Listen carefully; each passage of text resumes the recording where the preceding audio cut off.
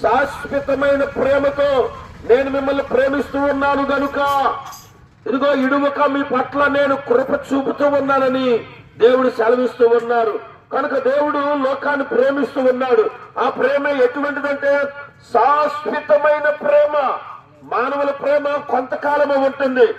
స్నేహము ఇచ్చి పుచ్చుకోవడాలు బాగుంటే కొంతకాలం వరకు బాగానే ఉంటుంది. ఇచ్చి పుచ్చుకోవడాలు ఆగిపోతే ప్రేమ, దయ, ఐక్యత కొరవైపోతుంది. కానీ దేవుని ప్రేమ శాశ్వతమైన ప్రేమ. ఎప్పుడు ప్రేమిస్తూనే ఉంటాడు, ఎప్పుడు దయ చూపుతూనే ఉంటాడు, ఎప్పుడు కరుణిస్తూనే ఉంటాడు. మానవులంటే ఆ దేవునికి ఎంతో ప్రేమ. ప్రేమించిన దేవుడు ఏం చేశాడండి మానవులకి కొరకు అని మీరు అనుకోవచ్చు. ఆయన ప్రేమించిన దేవుడు ఏం చేశాడంటే, ఎట్లనగా దేవుడు తన ప్రేమను మన పట్ల వెల్లడిపరుస్తూ ఉన్నాడు. దేవుడు తన ప్రేమను